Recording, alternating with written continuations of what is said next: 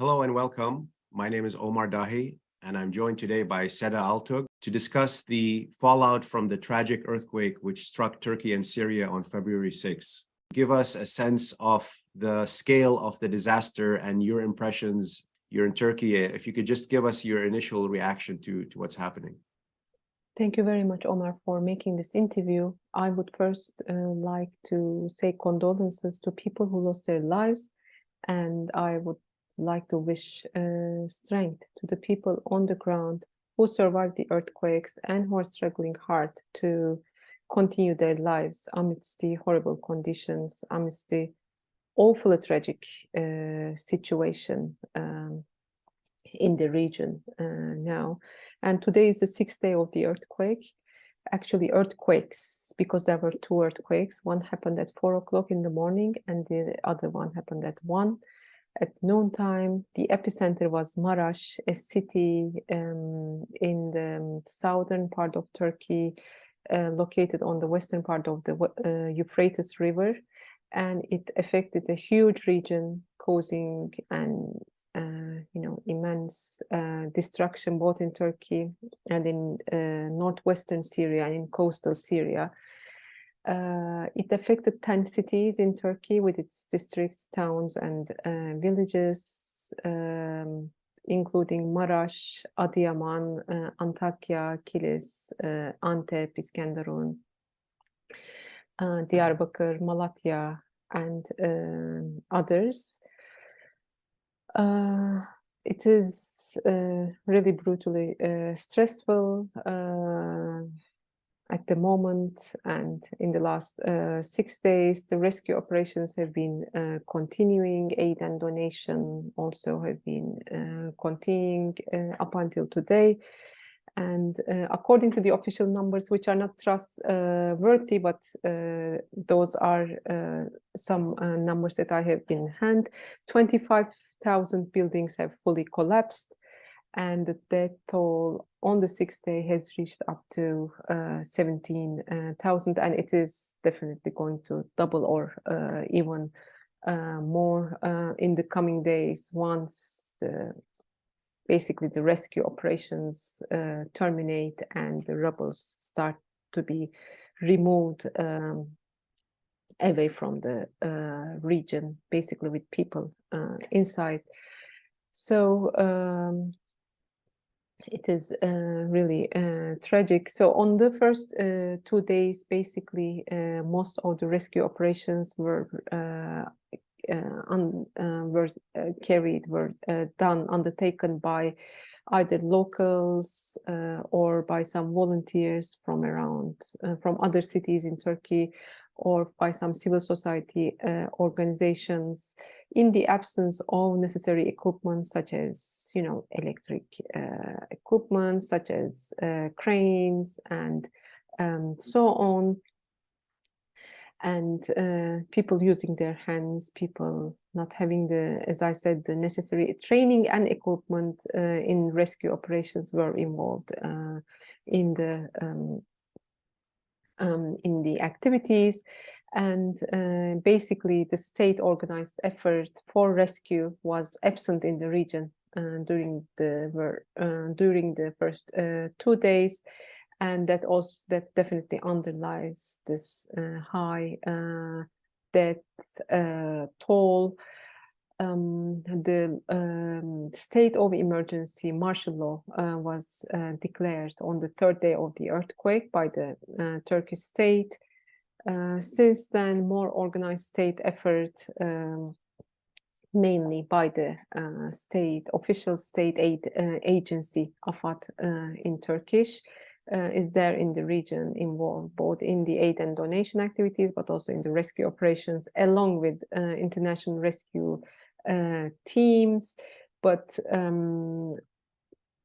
definitely the locals and civil society organizations, several volunteers efforts are several solidarity organizations are there involved in the rescue operations, trying to rescue lives from under the rebels who were actually speaking out. The rebels, as the houses, as the buildings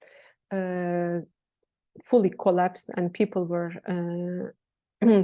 some of them continued to live under those buildings, under the rebels. They were basically speaking out in the first 2-3 days, asking to be rescued.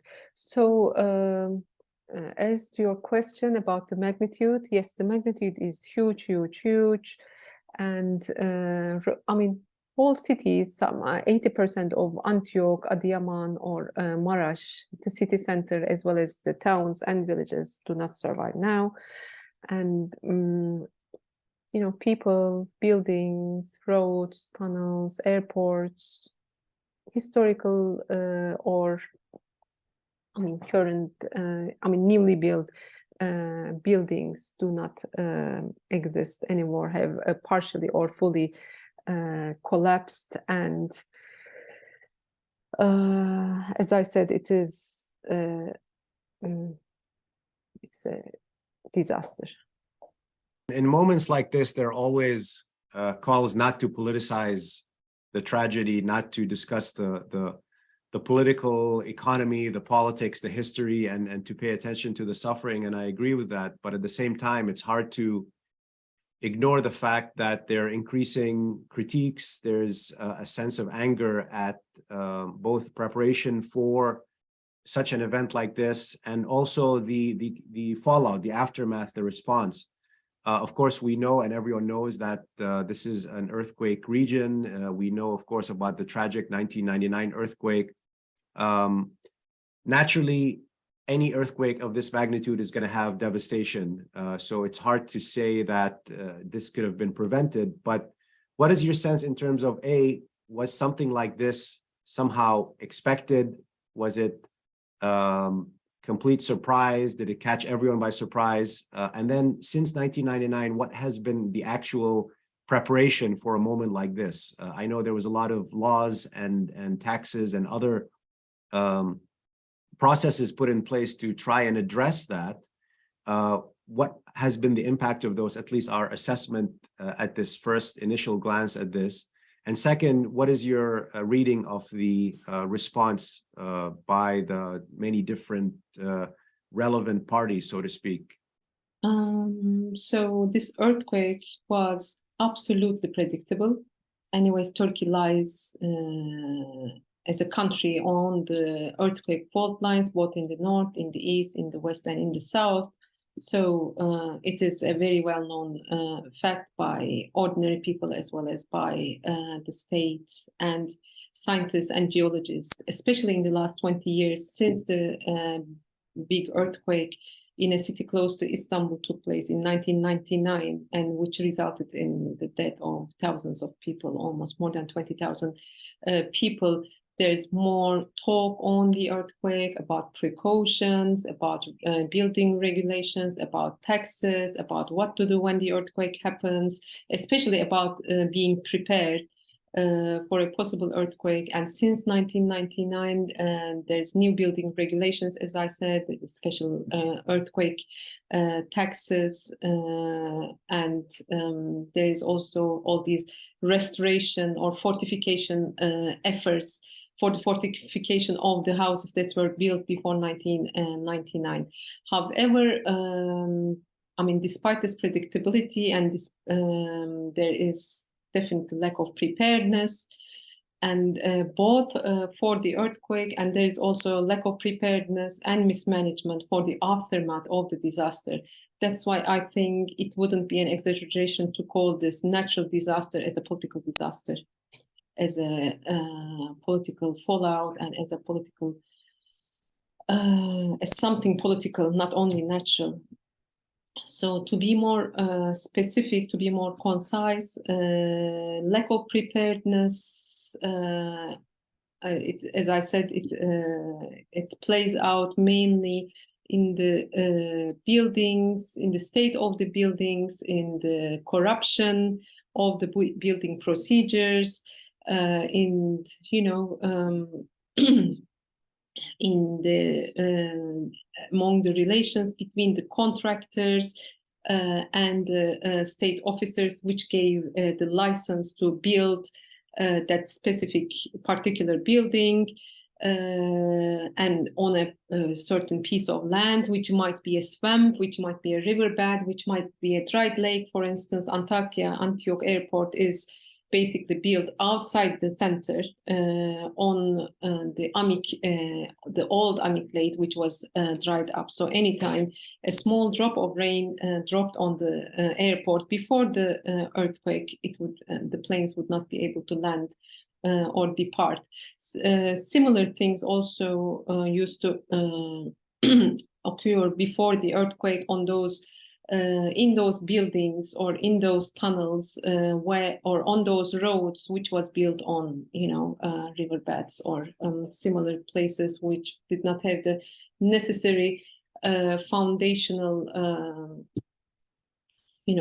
which did not go through necessary procedures to build a more strong and solid foundation.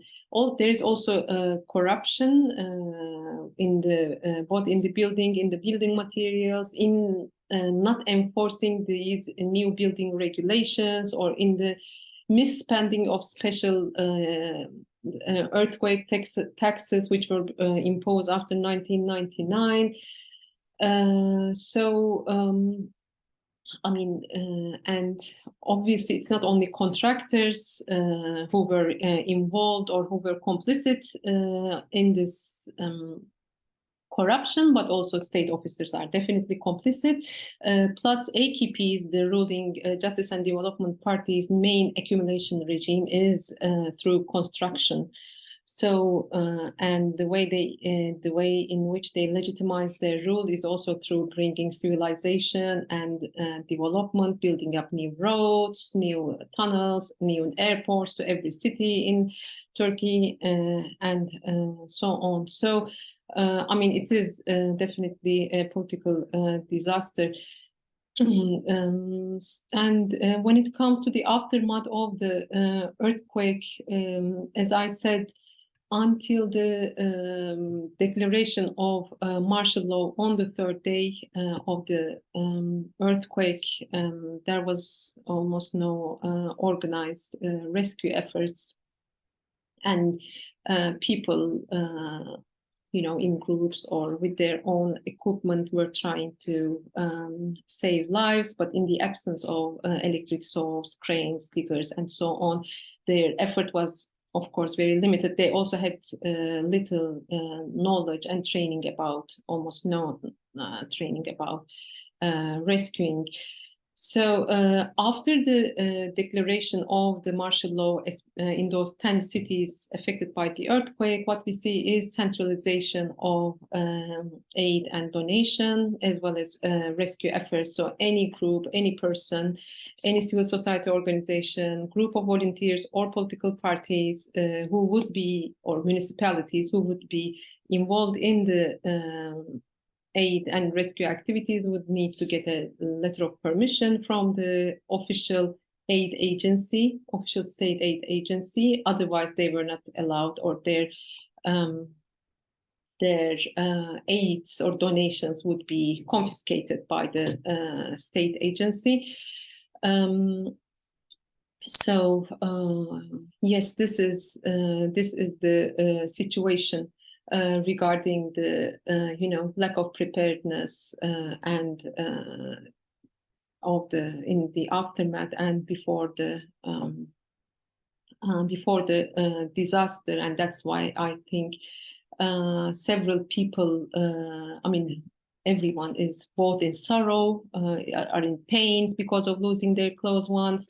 And survival is on the one hand is considered as a blessing. Having been survived out of this disaster is considered as a blessing, but also as people have lost their close ones, they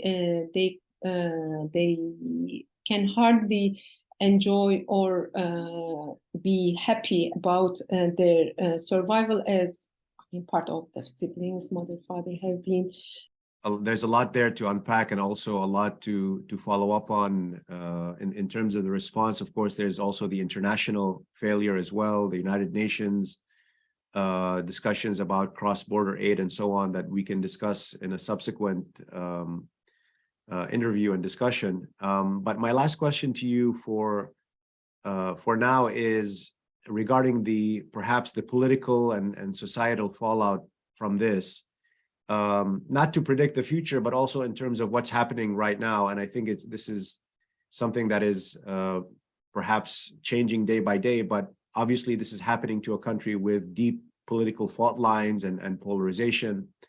As someone who follows the question of Syrian refugees, it's been apparent that there's a increasing backlash over the past months and few years against all refugees, not just Syrian refugees, but particularly if we focus on this region, given the fact that there's increasing Syrian refugees, there's lots of other fault lines as well. But if you can comment a little bit on some of the what we see as increasing perhaps backlash and scapegoating of minoritized populations, refugees, and other vulnerable groups, which could see even sort of another round of targeting perhaps as a result of this.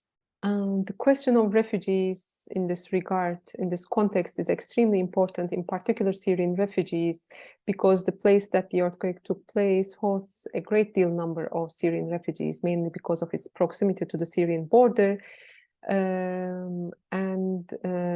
What we see in social media is actually increasing xenophobia, racism, and anti-refugee discourse vis-a-vis the Syrian refugees on two fronts, basically. One of them is that they are identified with looting of evacuated houses, demolished houses, cemeteries, jewelry stores, as well as aid and donation that has been arriving from outside the region. One is that Syrians are looting, they're staggering houses, etc. And we come across to horrible footages on social media where even middle-aged Syrian men are beaten up or are tortured by the locals, or we hear stories from people in the region that some locals basically do not think that, do not give priority to the rescue of Syrians, so they discriminate basically between Syrian and non-Syrian in the rescue operations. In the aid and donations, local victims consider themselves more entitled to have access to the aids and donations than the Syrians. And as you know, several people, those people who lost their houses have now been distributed to mosques, to some sport houses, to some factories in the region. And locals and Syrians and non-Syrians, and this comes mainly from the non-Syrians, do not want to mix with Syrians. They do not want to share the same space. They do not want to share their donations, the aid, the food, even the restrooms. So there's more and more hostility and, as I said, racist remarks against Syrians. And it's unbelievable that even a false video, a false accusation, a video with a false accusation becomes viral on social media, and afterwards it has been proved that the information that is given in that video is not true. For instance, regarding the issue of looting, and then the person who shares that video on that Facebook does not even apologize, or there's no even, of course, trial or anything regarding that person. There is actually a political party that has been founded a couple of years ago, and whose one and only agenda is being anti-refugee. This is just one one platform through which these videos become more viral. But the whole two important points that I would like to make briefly is that I think this earthquake, even on the sixth day, where rescue operations have still been continuing, where chaos is still there, and where resentment vis-a-vis state authorities is very much vivid and very much alive. I think this earthquake, as far as the Syrian refugees are concerned, just deepened, it just exacerbated, it just multiplied the existing hostility and discrimination against them by the local population and by various political groups who have been reproducing these racist remarks. Now they become the stackers and looters, and those who do not have entitlement to have access to aid and rescue operations. It also increased their poverty, as they are the ones who, especially the lower class Syrian refugees, were the ones who used to live in more in poorer working class neighborhoods, where the level, the material, the construction material was weaker, and where the building regulations was enforced less. So this earthquake definitely it made these cleavages within the society definitely deeper. And regarding the centralization of the aid efforts, and regarding the hindrance, increasing hindrance of the non-local, non-state actors involved in the aid and rescue operations, and all kinds of problems in distribution of the aid and donation, resentment against state authorities has definitely been on the increase.